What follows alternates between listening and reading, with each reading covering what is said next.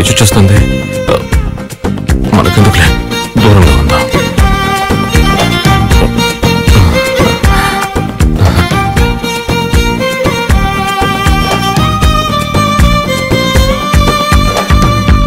నేనేం పెద్ద తప్పు చేశానని నన్ను ఇలా అవాయిడ్ చేస్తున్నావు?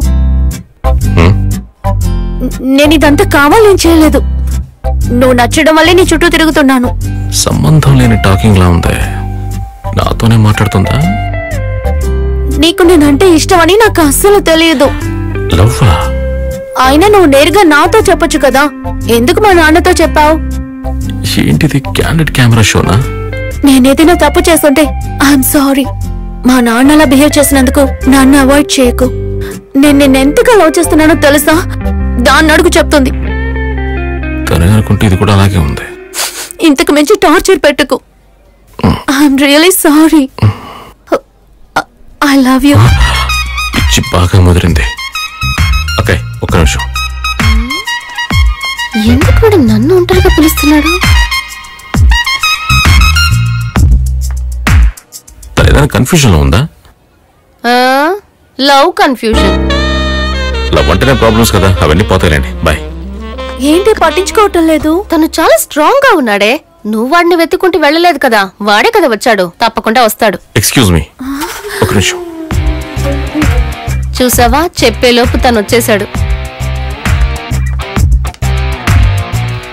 ఇదిగోండి, ఈ సిటీలోనే ది బెస్ట్ సైకియాట్రిస్ట్. ఈయన దగ్గర తను తీసుకోండి, మొత్తం నయమైపోతుంది. మీకేదైనా సహాయం కొరకు ఇందులో నా నెంబర్ ఉంది, నాకు కాల్ చేయండి.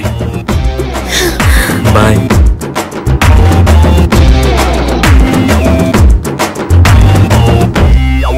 ఏమన్నాడే? మనల్ని పిచ్చివాళ్ళని సైకాట్రిస్ట్ ని వెళ్లి కలవమని చెప్తున్నాడు. మనం వాడిని టార్చర్ చేశాం కదా, దాని రియాక్షన్ ఇవి. వాడు మనల్ని రివెంజ్ తీసుకున్నట్టు అనుకుంటున్నాడు. సో బండి వచ్చిందంటే అటువైపు చూసేలా ఉంటుంది. బ్రో, కాస్త వెయిట్ చేస్తారా? నా లవర్ ని కలిసి వస్తాను. ఓకే. నార్మల్ గానే నాకు నటించడం రాదు. ఇప్పుడు ఏం చేస్తానో ఏంటో. అయ్యో, ఆ పిచ్చితనం లవ్ చేస్తున్నాడా? వస్తున్నాడు. లవ్ ప్రాబ్లం కి తన కారణం. Ready, action. ఏంటి నన్ను అర్థం చేసుకోవడం లేదు? నేను లవ్ చేస్తున్నాను. 6 నెలలుగా నీ వెంట తిరుగుతున్నాను. పట్టించుకోవేంటి?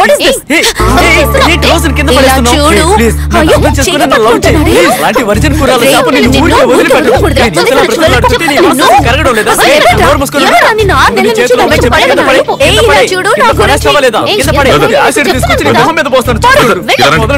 ఎక్కడికి తీసుకెళ్తున్నారు? ఏంటి చెప్పు దెబ్బలు తిన్నాక మీరు కాల్ టాక్సీలో వచ్చారు? ఏం చేయమంటారు బాస్? ఈ అమ్మాయిలందరూ మన మగాళ్ళని మోసం చేస్తుంటే తట్టుకోలేకపోతున్నాను. చూడండి ఎలా చూస్తుందో. ఒక నిమిషం. పార్టీ నమ్మేసినట్టున్నాడు. మీ పేరేంటి? అది కూడా తెలీదా? దొరికావా? అంజలి. అంజలి పాప, మీకెవరైనా ఫోన్ చేసి పేదరాశి పెద్ద ముందని అడిగితే నువ్వేం చెప్తావు? రాంగ్ నెంబర్ అని కట్ చేస్తాను. కట్ చేస్తావు కదా. అదే విధంగా నీ దగ్గరకు వచ్చేవారైనా ఐ లవ్ యూ చెప్తే నాకు మీరు నచ్చలేదు, మీరంటే నాకు ఇష్టం లేదు, ఐఎమ్ సారీ అని చెప్పాలి కదా. అది వదిలేసి ఇలా తిరిగి ఓ లుక్ ఇచ్చి 6 నెలల పాటు వెనక తిప్పించుకుని ఇలా చెప్పుతో కొట్టి పబ్లిక్ లో న్యూసెన్స్ చేయకూడదు.